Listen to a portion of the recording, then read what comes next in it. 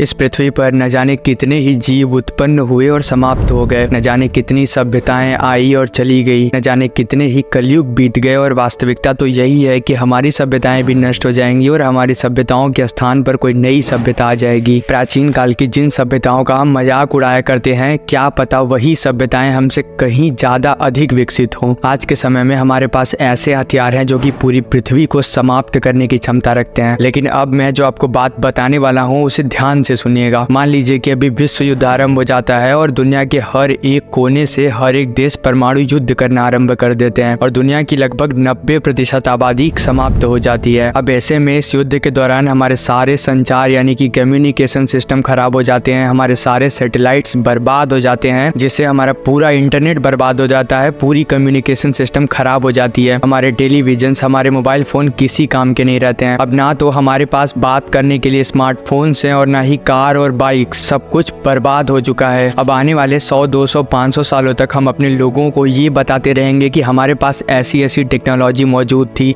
और ऐसे ऐसे उपकरण मौजूद थे। लेकिन धीरे धीरे 1000 साल, 500 सालों के ऊपर जाते जाते ये पूरी संस्कृति और पूरा ज्ञान धीरे धीरे खत्म होने लगेगा और लोगों का ज्ञान अलग तरीके से बढ़ने लगेगा। और आने वाले 1000 सालों के बाद अगर कोई ये बात बोलता है कि हमारे प्राचीन काल में पूर्वजों के पास ऐसे यंत्र थे जो कि एक उंगली जितना बड़ा था और उससे दुनिया में कहीं भी किसी से भी बात किया जा सकता था, और सिर्फ बात ही नहीं बल्कि उसकी फोटो भी देखी जा सकती थी, यहाँ तक कि हमारे पास ऐसी टेक्नोलॉजी थी जिससे हम पृथ्वी से बाहर निकल सकते थे, तो शायद जिससे ये बात आप बता रहे होंगे वो आपको पागल समझेगा। और मान लीजिए कि 500, 1000 साल बाद अगर कोई अवशेष मिलता है, जैसे टीवी हो गया या मोबाइल फोन्स वगैरह मिलते हैं, तो लोग उसे अलग दृष्टिकोण से देखेंगे। मतलब ये कि जब किसी संस्कृति या सभ्यता का विज्ञान अपने चरम पर पहुंच जाता है तो संस्कृति और सभ्यता का विनाश हो जाता है और धीरे धीरे उस संस्कृति का, उस सभ्यता का ज्ञान विलुप्त होने लगता है। ऐसा नहीं है कि एक संस्कृति का विज्ञान दूसरे संस्कृति के विज्ञान से मेल खाता हो, या दोनों संस्कृति अपने विज्ञान के दृष्टिकोण से अलग अलग ग्रोथ कर सकते हैं। जैसे अभी तो आपको मंत्र विद्या, योग साधनाएं, सिद्धियां, ये सारी चीजें मजाक लगती होंगी, लेकिन क्या पता ये हमारे प्राचीन काल की सभ्यता का एक विकसित विज्ञान रहा हो। हम और आप जिस साइंस के पर्सपेक्टिव से इन चीजों को देख रहे हैं, क्या पता ये सारी चीजें हमारे आज के आधुनिक विज्ञान से बिल्कुल अलग हो और कहीं अधिक विकसित हो। ये जो साधनाएं होती हैं, जो प्राचीन काल की विलुप्त विद्याएं हैं, उनके बारे में हमारे पुराणों में बताया गया है। जब हम अपने आसपास कुछ ऐसे लोगों को देखते हैं जो हमारे सामने बिल्कुल अनजान होते हैं, जो अजनबी होते हैं, लेकिन फिर भी हमारे बारे में बहुत कुछ बता देते हैं, हमारे दिमाग की स्थिति को पढ़ सकते हैं, जिसे आज साइकोलॉजी बोला जाता है। आज से लगभग 5-10 हजार साल पहले जो विद्याएं थी वो आज पूरी तरीके से समाप्त हो चुकी हैं। उनके थोड़े बहुत जो अवशेष बचे हैं उन्हीं का प्रयोग लोग करते हैं और उन्हें तांत्रिक और चमत्कार बताया जाता है।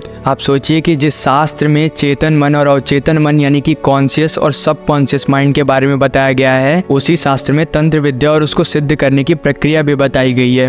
तो फिर कैसे एक चीज को सही और एक चीज को हम गलत मान सकते हैं? क्योंकि हम वहां तक पहुंच ही नहीं पा रहे हैं, हमारी बौद्धिक क्षमता उस लेवल की है ही नहीं। हो सकता है कि मुर्गी को दूध पिलाने की घटना और देखने की घटना ये सारे प्रोपेगेंडा हो सकते हैं और कुछ जानबूझकर फैलाया गया अफवाह और अंधविश्वास भी हो सकता है। लेकिन अगर आप उस समय के दृष्टिकोण से देखेंगे तो ये सभी सच हैं और वास्तविक जीवन में होते थे। प्राचीन काल में जिन तंत्र विद्याओं का प्रयोग कंप्यूटर और उड़ने वाले विमानों के रूप में किया जाता था, उन दिनों इसके परिणाम स्पष्ट रूप से देखे जा सकते थे।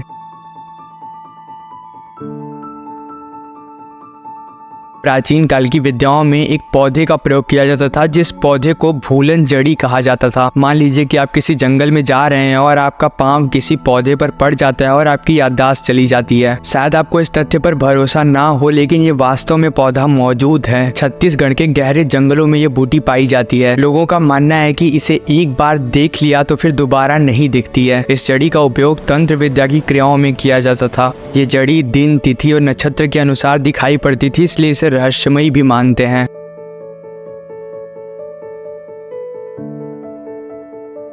साधना करते समय हाथ, पैर, शरीर की अलग अलग संरचना बनाई जाती है, जिसे मुद्राएं कहते हैं। इनका उपयोग अलग अलग सिद्धियों में और साधनाओं में किया जाता था, जैसे वज्र मुद्रा, शंख मुद्रा, पचमेरु मुद्रा, पास मुद्रा, सरोज मुद्रा, चक्र मुद्रा, अंकुश मुद्रा, ज्ञान मुद्रा और ऐसे बहुत सारे मुद्राओं का उपयोग होता था जिनका अलग अलग विज्ञान है, जो हमारे शरीर के अलग अलग भागों को प्रभावित करते थे। जब हम कोई मंत्र बोलते हैं या किसी मंत्र को बनाया जाता है तो उसमें बीज अक्षरों का उपयोग होता है। जैसे एक मंत्र है ओम ह्रीं क्लीं चामुंडाय विच्चे। इस मंत्र में आगे के जो 3 शब्द हैं ओम ह्रीं क्लीं, ये बीज अक्षर कहे जाते हैं। मंत्रों के निर्माण में इन अक्षरों का उपयोग इसलिए किया जाता था ताकि जब मंत्र बोले जाए तो इन बीज मंत्रों को बोलने पर जो शरीर में वाइब्रेशंस होती हैं उनके बाद जब मंत्र बोले जाते हैं तब वो अधिक प्रभावकारी होते हैं। और इन अलग अलग बीज अक्षरों का अलग अलग महत्व होता है जो शरीर के अलग अलग भागों को जागृत करने के लिए होते हैं। और इनमें से सबसे बड़ा बीज अक्षर होता है ओम। जैसे कि जब हम हवन करते हैं तब उसमें आहुति देते समय हम स्वाहा बोलते हैं।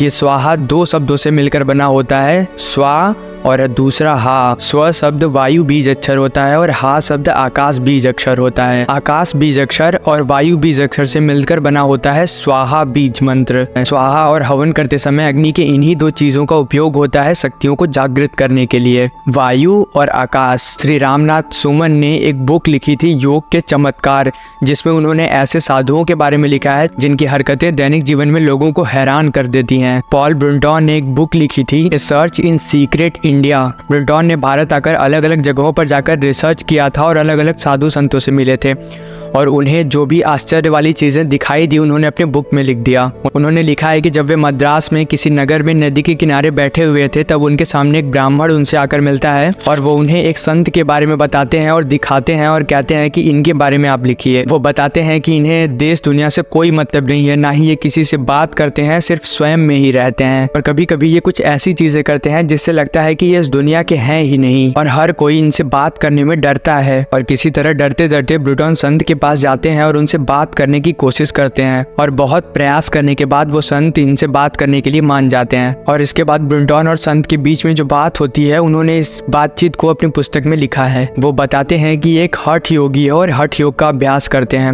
और ऐसी बहुत सारी रहस्यमय चीजें उन्होंने अपनी बुक में बताई हैं जो उन्होंने भारत यात्रा के दौरान पाया। आज के समय में ऐसे बहुत कम व्यक्ति और लोग बचे हैं जो प्राचीन काल की विद्याओं को जानते हैं, लेकिन धीरे धीरे आने वाले 100, 200, 500 सालों के बाद ये विद्याएं पूरी तरीके से समाप्त हो जाएंगी और आने वाले 100, 200, 500 सालों के बाद हमारा एक अलग ही तरह का विज्ञान विकसित हो जाएगा। और जब हमारा आज का आधुनिक विज्ञान अपने चरम पर पहुंच जाएगा तो बहुत सारे ऐसे इंस्ट्रूमेंट्स बन जाएंगे जिनका उपयोग होगा और फिर से हमारी सभ्यताएं पूरी तरीके से खत्म हो जाएंगी और फिर नई सभ्यताओं का जन्म होगा जो अलग तरीके से विकसित होंगी। और इन सभी चीजों के बारे में हमारे वेद और पुराणों में पहले ही बता दिया गया है। और अगली वीडियो में बात करते हैं किसी अलग और नए रहस्य के बारे में। तब तक के लिए हर हर महादेव।